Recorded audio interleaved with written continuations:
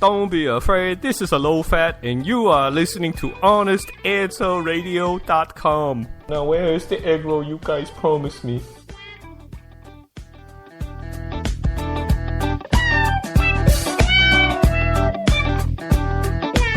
The views and opinions expressed on the Honest Answer Radio show are the opinions of Honest Answer Media and no one else. If you're hearing a syndicated broadcast of this show, don't hold it against the broadcaster. Rather, congratulate them on their openness, tolerance, and respect for the First Amendment to the Constitution of the United States of America. Thank you very much. I thank God for my life, and for the stars and stripes. May freedom forever fly. Let it ring. Salute the ones who died, the ones that give their lives so we don't have to sacrifice all the things we love. A little chicken fried and cold beer on a Friday night, a pair of jeans that fit just right, and the radio up. I like to see the sunrise, see the love in my woman's eyes, feel the touch of my precious child, and know mother's love.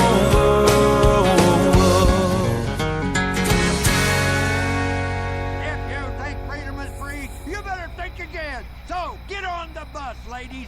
Lock and load. Let's rock and roll. Hey, welcome. Honest Answer Radio here on HonestAnswerRadio.com, where we're punching the mainstream media in the teeth every chance we get, and we're going to get a chance to do just that very thing tonight. I'm going to be the Marty half of your dynamic hosting duo. And it looks like I'll be the Casey half tonight. Well, I hope you will, because I don't want to be the Casey half. Well, actually, we're both wearing Obama masks. Yeah, to do this show. I hope we don't get banned for life from internet radio for doing that. There's probably a good chance of that. But we're going to be getting to the whole Obama mask fiasco right here in just a little bit. We probably could have jumped on it Tuesday night, but we weren't ready. Let's face it. Well, quite frankly, I didn't think it was going to reach this level of stupidity, but I was wrong. Let's see, what else we got? Oh, we got our moment of genius tonight. Tonight at the end of the show, going to come from your favorite Reverend and mine, Reverend Al. Reverend Al. Yeah. Well, it's getting lately to where we can't hardly do a show without mentioning him. Well, he just keeps giving us so much. I mean, here he is a veritable cornucopia of stupidity. The man is eat up with the biggest case of DAs I ever seen in my life. We can't, when he has a moment of genius, we can't pass that up, man. They just put it up there and serve it up so nice. And as for the mainstream media punks, dude, did you see the CNN clip where they're trying to figure out who's going to be the next victim of the birthers? The Democrats got their own birthers now, and apparently they're called CNN. So this ought to be pretty good. And I got a little piece of audio from the pioneer, Mr. Limbaugh, on this whole rodeo clown Obama mask fiasco. And why don't we just, Tuesday night before we got off the air, we were about to open up a can of worms. And we might as well open up that can right off the bat tonight. But every time we open a can of worms, we open a can of whoop-up. Well, we usually have to eat a couple of them once we open them. And this is something that we're going to be chewing on for a little bit because it hasn't quite come into being yet.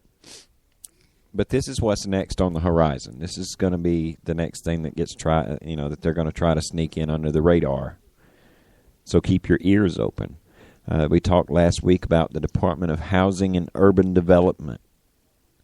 They have they're trying to work up a new program to forcibly integrate upscale neighborhoods and suburbia. Yeah. I mean, let's face it. This is what we're talking about here. I mean, look, don't get me wrong. I am so glad that schools was integrated and everybody gets to go to the same places and everything now. But see, this isn't just like something that they're doing based on race. They're also trying. This is an economic thing. They're wanting to take people who live in high crime or low value neighborhoods out of those neighborhoods and put them into more upscale neighborhoods. And the way they're going to do this is with things like Section 8 housing and building more housing projects and things like that in the more affluent neighborhoods, because everybody should get a chance to live in one of those places. I mean, this is America after all. This is a land of equal outcomes and all that. So instead of being able to, say, put in a subdivision where you would like to, say you're a developer and you buy a piece of land, instead of putting up a subdivision there, you may be allowed to do that just so long as you donate a certain percentage of the property to low-income housing. And the single-family home, oh, look. And see, now the reason that I had said this is also forcibly integrating, they're also, trying to balance this out along racial lines too. If there is a neighborhood that's just a little too white for HUD standards, well, then they're just going to have to, and what they're also looking at is eminent domaining some private property so that the federal government can own that property there, and that they can then put in some low income housing.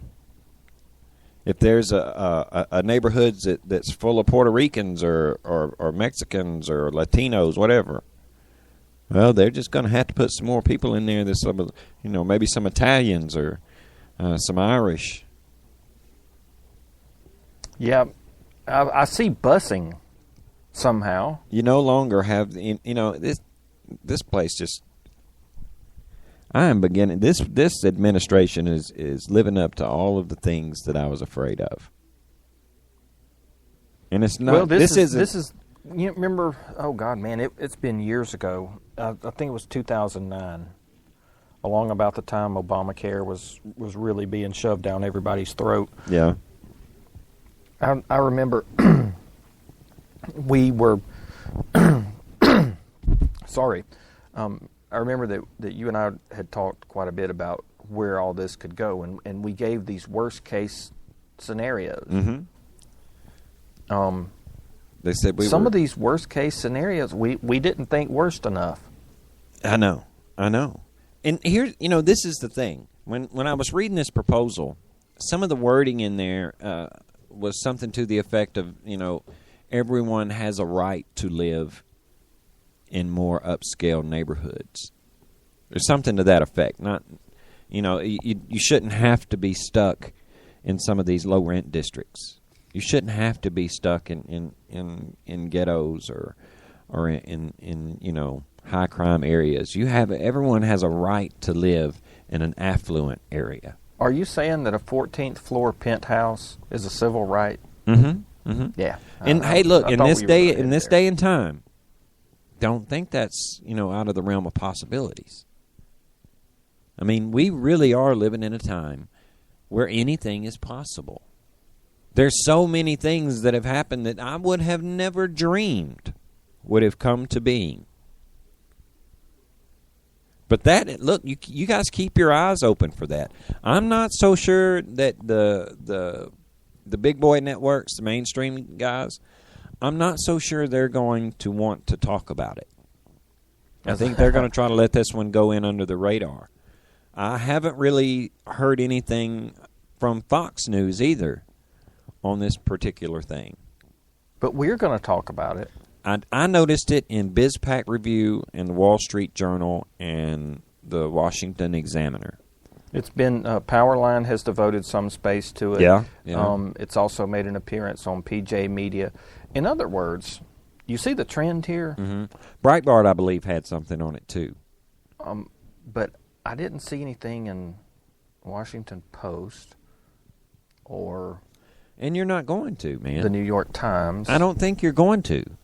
This is one of this is one of those policy things that even the mainstream press can look at and go, "Whoa, this is kind of out there." Yeah, we better not talk about this one. So, you guys keep your ears open.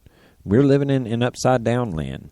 You know, every time Obama or anybody in his administration mentions doing things administratively, this means that whatever the Constitution says is,